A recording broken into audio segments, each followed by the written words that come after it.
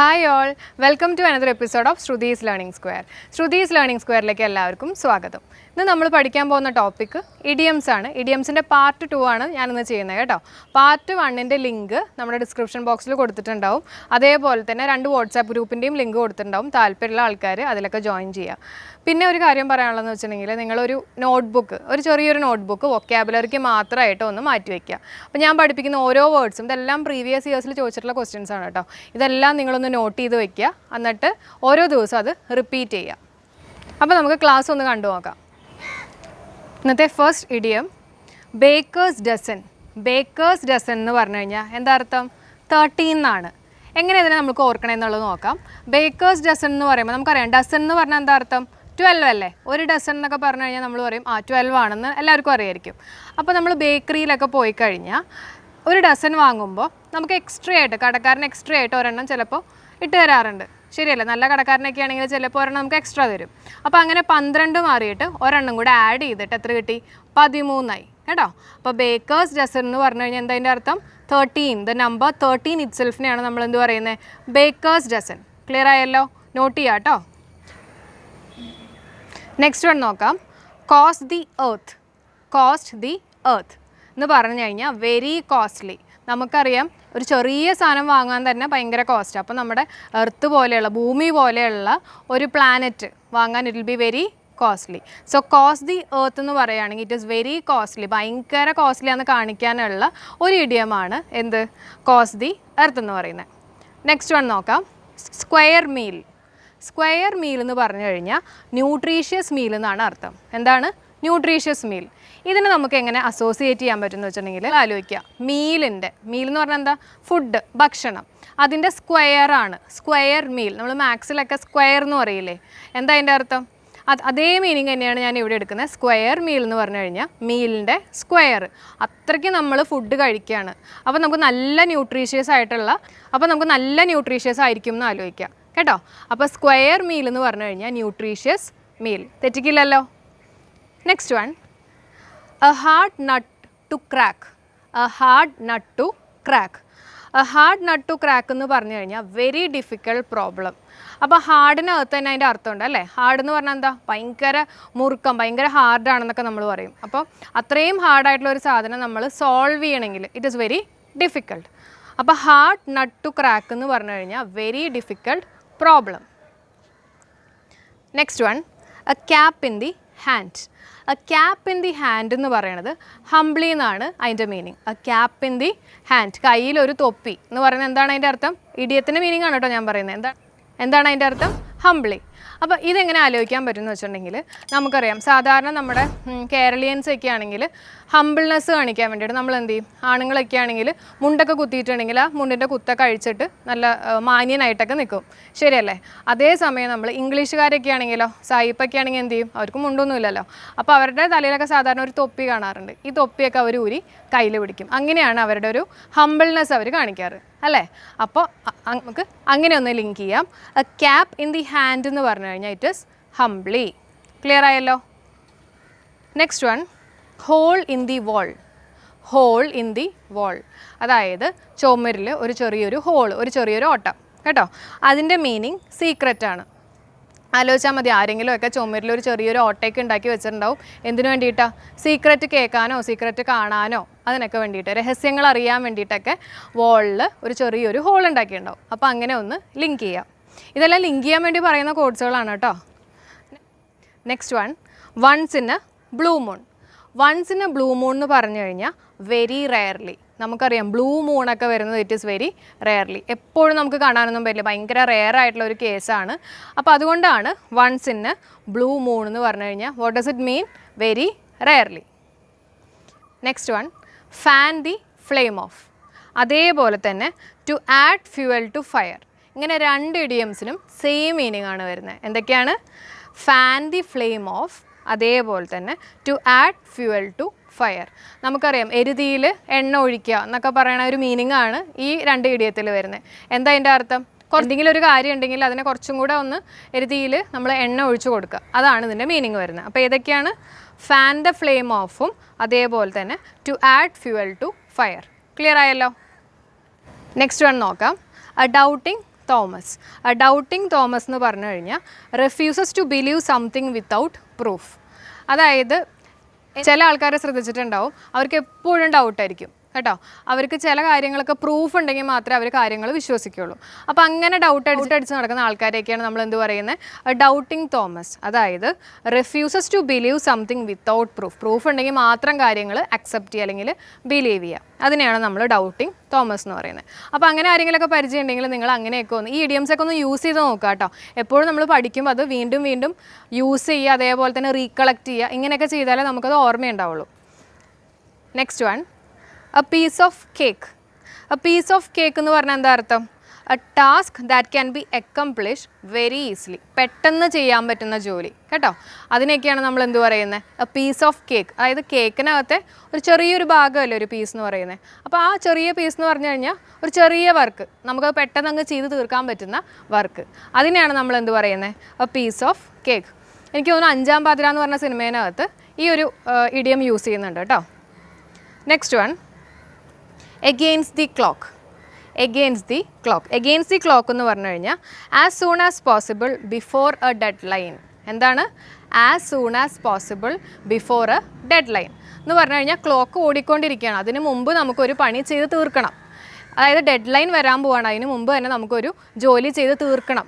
അപ്പോൾ ആ ഒരു മീനിങ് ആണ് against the clockൻ്റെ ആ ഒരു ഇഡിയത്തിൻ്റെ മീനിങ് വരുന്നത് കേട്ടോ. അപ്പോൾ against the clock എന്ന് പറഞ്ഞു കഴിഞ്ഞാൽ as soon as possible before the deadline. Next idiom, cast iron stomach. cast iron stomach എന്ന് പറഞ്ഞു കഴിഞ്ഞാൽ to able to eat or drink anything കേട്ടോ. to able to eat or drink anything. അതെങ്ങനെ നമുക്ക് ഓർക്കാൻ പറ്റും, ഒന്ന് ആലോചിച്ച് നോക്കി. അതായത് എന്ത് വേണമെങ്കിലും കഴിക്കാനും കുടിക്കാനൊക്കെ പറ്റുന്ന ഒരവസ്ഥ, അതിനെയാണ് നമ്മൾ എന്ത് പറയുന്നത്, കാസ്റ്റ് അയൺ സ്റ്റൊമക്ക്. അങ്ങനെയുള്ള ഒരു സ്റ്റൊമക്കാന്നൊക്കെ വിചാരിക്കുക. നമുക്കറിയാം കാസ്റ്റ് അയൺ സ്റ്റൊമക്ക് എന്നല്ല, അപ്പോൾ ഏത് അയണും നമുക്ക് കഴിക്കാൻ പറ്റും, അതുപോലെയുള്ളൊരു സ്റ്റൊമക്കാന്ന് നിങ്ങൾ ജസ്റ്റ് ഒന്ന് അസോസിയേറ്റ് ചെയ്താൽ മതി. അപ്പോൾ അത് നിങ്ങൾക്ക് ഓർക്കാൻ പറ്റും കേട്ടോ. അപ്പോൾ കാസ്റ്റ് അയൺ സ്റ്റൊമക്ക് എന്ന് പറഞ്ഞാൽ ഏബിൾ ടു ഈറ്റ് എനിത്തിങ്, അല്ലെങ്കിൽ എന്ത് വേണമെങ്കിലും നമുക്ക് കഴിക്കാം, എന്ത് വേണമെങ്കിലും നമുക്ക് കുടിക്കാം, അത്ര നല്ല ഒരു സ്റ്റൊമക്കാണ്. ആ ഒരു രീതിയിൽ അസോസിയേറ്റ് ചെയ്യാം. Cry wolf. ക്രൈ വുൾഫ് എന്ന് പറഞ്ഞു കഴിഞ്ഞാൽ to give a false alarm. എന്താണ് to give a false alarm? എന്താണ് അതിൻ്റെ അർത്ഥം? നമുക്കറിയാം റോങ് ആയിട്ടുള്ള ഒരു സൗണ്ട് ഉണ്ടാക്കുക, അതായത് വെറുതെ നമ്മൾ ബഹളം കൂട്ടുക, ഒരു കാര്യമില്ലാണ്ട് ആൾക്കാരെ പറ്റിക്കാൻ വേണ്ടി വെറുതെ ബഹളം കൂട്ടുക. ഇതൊക്കെയാണ് അതിൻ്റെ മീനിങ് വരുന്നത് അല്ലേ. അപ്പോൾ ഇത് നമുക്ക് എങ്ങനെ ഓർക്കാൻ പറ്റുമെന്ന് വെച്ചിട്ടുണ്ടെങ്കിൽ, നമുക്കൊക്കെ നമ്മൾ കേട്ടിട്ടുള്ള ഒരു കഥയായിരിക്കും ഈ ആട്ടിൻതോലൊക്കെ ഇട്ടിട്ട് വരുന്ന ഒരു ചെന്നായിയുടെ കഥ. എന്താണ് ആ ചെന്നായി ചെയ്യുന്നത്? ആട്ടിൻതോലൊക്കെ ഇട്ട് വന്നിട്ട് ആടിൻ്റെ അമ്മ എങ്ങനെയാണോ കരയുന്നത് അതേപോലെയൊക്കെ സൗണ്ട് ഉണ്ടാക്കിയിട്ട് ഈ കുട്ടികളെ പറ്റിക്കുന്ന ഒരു കഥ, ശരിയല്ലേ? അപ്പോൾ ആ ഒരു കാര്യം നിങ്ങൾ ആലോചിച്ചാൽ മതി. അതായത് ക്രൈ വുൾഫ് എന്ന് പറഞ്ഞു കഴിഞ്ഞാൽ to give a false alarm, ആവശ്യമില്ലാണ്ട് വെറുതെ ആൾക്കാരെ പറ്റിക്കാൻ വേണ്ടി ചെയ്യുന്ന കാര്യങ്ങളാണ്. അപ്പോൾ വുൾഫ് എന്ന് പറയുമ്പോൾ തന്നെ നമുക്കറിയാം എന്താണ്, കണ്ണിങ് ആണ്. അപ്പോൾ കണ്ണിങ് ആയിട്ടുള്ള കാര്യങ്ങളൊക്കെയാണ് ഇവിടെ നടക്കുന്നത്. എന്താണ് ക്രൈ വുൾഫ് എന്ന് പറഞ്ഞു കഴിഞ്ഞാൽ to give a false alarm. Next one, curiosity kill the cat. Curiosity kill the cat എന്ന് പറയണത് being inquisitive can lead you into a dangerous situation. എന്താണ് being inquisitive can lead you into a dangerous situation. അപ്പോൾ ഈ ഒരു ഇഡിയത്തിന് corresponding ആയിട്ടുള്ള ഒരു പഴഞ്ചൊല്ലുണ്ട്. എന്താണ്? അതായത് മലയാളത്തിലൊക്കെ നമ്മൾ പറയും കുളിപ്പിച്ച് കുഞ്ഞില്ലാണ്ടായി എന്നൊക്കെ പറയും. എന്താ അർത്ഥം? നമ്മൾ ഒരുപാട് ക്യൂരിയസ് ആവുക അല്ലെങ്കിൽ ഒരുപാട് ആങ്ഷ്യസ് ഒക്കെ ആയി കഴിഞ്ഞിട്ട് അവസാനം നമ്മുടെ റിസൾട്ട് എന്ന് പറഞ്ഞാൽ എന്താ, ഡേഞ്ചറസ് സിറ്റുവേഷനിലായിരിക്കും അത് എൻഡ് ചെയ്യുന്നത്, ശരിയല്ലേ? കുളിപ്പിച്ച് കുഞ്ഞില്ലാണ്ടായി, ഒരുപാട് പ്രാവശ്യം നമ്മൾ കെയർ ചെയ്ത് കുളിപ്പിച്ച് എന്ത് പറ്റി, കുഞ്ഞില്ലാണ്ടായി. അതേ മീനിങ് തന്നെയാണ് ഈ ഇഡിയത്തിൻ്റെ മീനിങ്ങും വരുന്നത് കേട്ടോ. ക്യൂരിയോസിറ്റി കിൽ ദി ക്യാറ്റ്, ഒരുപാട് നമ്മൾ ആങ്ഷ്യസ് അല്ലെങ്കിൽ ക്യൂരിയസ് ആയി കഴിയുമ്പോൾ എന്ത് പറ്റും, പൂച്ച ചത്തുപോകും. ആ ഒരു മീനിങ് ആണ് ഇഡിയത്തിൽ പറഞ്ഞിരിക്കുന്നത്. ക്ലിയർ ആവുന്നുണ്ടല്ലോ? Next one drink like a fish. Drink like a fish എന്ന് ഉദ്ദേശിക്കുന്നത് ടു ഡ്രിങ്ക് വെരി ഹെവിലി. അത് നമുക്കറിയാം ഫിഷൊക്കെ വെള്ളത്തിൻ്റെ അടിയിലല്ലേ, അപ്പോൾ ഒരുപാട് വെള്ളം കുടിക്കുന്നുണ്ടാവും. അപ്പോൾ അതുകൊണ്ടായിരിക്കണം നമ്മൾ ഈ ഒരു ഇഡിയം ഇവിടെ യൂസ് ചെയ്യാൻ കാര്യം. ഡ്രിങ്ക് ലൈക്ക് എ ഫിഷ് എന്ന് പറഞ്ഞു കഴിഞ്ഞാൽ to drink very heavily. Next one, dry run. Dry run എന്ന് പറഞ്ഞു കഴിഞ്ഞാൽ റിഹേഴ്സൽ എന്നാണ് അർത്ഥം കേട്ടോ. ഡ്രൈ റൺ എന്ന് പറഞ്ഞു കഴിഞ്ഞാൽ റിഹേഴ്സൽ, അതായത് ഡ്രൈ ആയിട്ട് നമ്മൾ റിഹേഴ്സലിനൊക്കെ പോയിട്ട് ഒരുപാട് സ്വെറ്റ് ചെയ്ത് ഡ്രൈ ആയിട്ടൊക്കെ വരും, ഒരുപാട് റിഹേഴ്സൽ നടത്തല്ലേ. അപ്പോൾ ഡ്രൈ റൺ എന്ന് പറഞ്ഞു കഴിഞ്ഞാൽ എന്താണ്, റിഹേഴ്സൽ. അങ്ങനെ ഒന്ന് ലിങ്ക് ചെയ്ത് നോക്കുക. Stadium, hold your horses. Hold your horses. Hold your horses എന്ന് പറഞ്ഞു കഴിഞ്ഞാൽ ബി പേഷ്യൻറ്റ്. എന്താണ് അർത്ഥം? Be patient. അതായത് ക്ഷമയോടെ ഇരിക്കാൻ കേട്ടോ. ബി പേഷ്യൻ്റ് എന്ന് പറഞ്ഞു കഴിഞ്ഞാൽ ക്ഷമയോടെ ഇരിക്കാൻ. അപ്പോൾ നമ്മുടെ ഹോഴ്സസ് എന്നൊക്കെ പറഞ്ഞു കഴിഞ്ഞാൽ നിങ്ങൾ നമ്മുടെ ദേഷ്യമാണ് അല്ലെങ്കിൽ നമ്മുടെ ഒരു ബാഡ് ആയിട്ടുള്ള ഒരു ബിഹേവിയർ ആണെന്ന് വിചാരിച്ചാൽ മതി. അതിനെ നമ്മൾ കൺട്രോൾ ചെയ്യുക, ഹോൾഡ് ചെയ്യുക കേട്ടോ. കൺട്രോൾ ചെയ്യുക, നമ്മുടെ ദേഷ്യത്തിനൊക്കെ നമ്മൾ കൺട്രോൾ ചെയ്യുക, അതായത് പേഷ്യൻ്റ് ആവുക, അതാണ് ഉദ്ദേശിക്കുന്നത്. അപ്പോൾ ഹോൾഡ് യുവർ ഹോഴ്സസ് എന്ന് പറഞ്ഞു കഴിഞ്ഞാൽ to be patient. Next one, mumbo jumbo. Mumbo jumbo അതിൻ്റെ അർത്ഥം നോൺസെൻസ് ഓർ മീനിങ്ലെസ് സ്പീച്ച്. നമ്മൾ മലയാളത്തിലൊക്കെ ഓരോ അർത്ഥമില്ലാത്ത കുറേ വേർഡ്സുകളൊക്കെ പറയുന്നുണ്ടാവും. അതേപോലെ തന്നെ യൂസ് ചെയ്യുന്ന ഒരു ഇഡിയമാണ് എന്ത്, മംബോ ജംബോ. ഇത് കേൾക്കുമ്പോൾ തന്നെ നമുക്കറിയാം അതിനകത്ത് ഒരു മീനിങ്ങും ഇല്ല. That means nonsense or meaningless speech. On pins and needles. On pins and needles എന്ന് പറഞ്ഞു കഴിഞ്ഞാൽ anxious or nervous especially in the anticipation of something. അതായത് നമ്മൾ ഭയങ്കര ആങ്ഷ്യസ് ആവുക അല്ലെങ്കിൽ നെർവസ് ആവുക. നമുക്കറിയാം മലയാളത്തിൽ നമ്മൾ പറയും മുള്ളുമ്മേ നിൽക്കുക എന്നൊക്കെ പറയും ഇല്ലേ. എന്താണ് അതിൻ്റെ അർത്ഥം, നമുക്ക് ഭയങ്കര ടെൻഷൻ അല്ലെങ്കിൽ ഭയങ്കര ആങ്ഷ്യസ് നെർവസ് ഒക്കെ ആവുക. അപ്പോൾ അതേ മീനിങ് തന്നെയാണ് ഇവിടെയും പറയുന്നത്. ഓൺ പിൻസ് ആൻഡ് നീഡിൽസ് എന്ന് പറഞ്ഞു കഴിഞ്ഞാൽ ആങ്ഷ്യസ് അല്ലെങ്കിൽ nervous. Next one, on the fence. On the fence. Fence എന്ന് പറഞ്ഞാൽ എന്താ, വേലി അല്ലേ. അപ്പോൾ ഓൺ ദി ഫെൻസ് എന്ന് പറഞ്ഞു കഴിഞ്ഞാൽ അൺഡിസൈഡഡ്. ഓൺ ദി ഫെൻസ് എന്ന് പറഞ്ഞാൽ എന്താ, വേലിയുടെ മുകളിലാണ് അല്ലേ, ഓണല്ലേ. അപ്പോൾ നിങ്ങൾ അങ്ങനെ ആലോചിച്ചാൽ മതി. അതായത് വേലിയുടെ അപ്പുറത്തേക്കും ഇപ്പുറത്തേക്കും പോകുന്നില്ല, ആകെ ഒരു കൺഫ്യൂഷനാണ്. അതായത് അൺഡിസൈഡഡ് ആണ്, ഒരു തീരുമാനം എത്തിയിട്ടില്ല. അപ്പോൾ അതാണ് നമ്മൾ ഓൺ ദി ഫെൻസിൻ്റെ മീനിങ് ആയിട്ട് പറയുന്നത്. അതായത് അൺഡിസൈഡഡ്, വേലിയിലാണ് കേട്ടോ. അപ്പോൾ അപ്പുറത്തേക്കും ഇല്ല ഇപ്പുറത്തേക്കും ഇല്ല. അടുത്ത് നോക്കാം, rise and shine. Rise and shine എന്ന് പറഞ്ഞു കഴിഞ്ഞാൽ get out of bed and prepare for work. Get out of bed and prepare for work. അതായത് വേഗം തന്നെ എണീറ്റിട്ട് വർക്കിന് പോകാമെന്നുള്ളൊരു മീനിങ് ആണ് എന്ത്, റൈസ് ആൻഡ് ഷൈൻ. നിങ്ങൾ ആലോചിച്ചാൽ മതി, സൂര്യൻ ഉദിച്ചു കേട്ടോ. സൂര്യൻ ഉദിച്ചു എന്നുള്ളൊരു മീനിങ് ആണ് റൈസ് ആൻഡ് ഷൈൻ. ആരാണ് റൈസ് ആൻഡ് ഷൈൻ വന്നത്, സൂര്യനാണ്. അപ്പോൾ സൂര്യൻ ഉദിച്ചു കഴിയുമ്പോൾ നമ്മൾ എന്ത് ചെയ്യും, നമ്മൾ ബെഡിൽ നിന്ന് എണീറ്റിട്ട് വേഗം തന്നെ വർക്കിന് പോകും. ആ ഒരു മീനിങ് ആണ് ഈ ഒരു ഇഡിയത്തിൽ പറയുന്നത്. റൈസ് ആൻഡ് ഷൈൻ എന്ന് പറയുമ്പോൾ get out of bed and prepare for work. Clear ആയല്ലോ. നെക്സ്റ്റ് വൺ നോക്കാം, till the cows come home. Till the cows come home എന്ന് പറഞ്ഞു കഴിഞ്ഞാൽ for a long but indefinite time. എന്താണ് for a long but indefinite time? എന്താണ് അതിൻ്റെ അർത്ഥം? അതായത് കുറേ നേരം കഴിഞ്ഞിട്ട്, അതായത് നമുക്ക് ഡെഫിനറ്റ് ആയിട്ടുള്ളൊരു സമയം അറിയില്ല, അങ്ങനെ ഒരു മീനിങ് ആണ് ഈ ഒരു ഇഡിയത്തിൽ പറയുന്നത്. എന്താണ് till the cows come home? എങ്ങനെ ലിങ്ക് ചെയ്യാൻ പറ്റുമെന്ന് വെച്ചിട്ടുണ്ടെങ്കിൽ, നമ്മുടെ വീട്ടിലെ പശു കയറും പൊട്ടിച്ച് പോയിന്ന് വിചാരിക്കുക.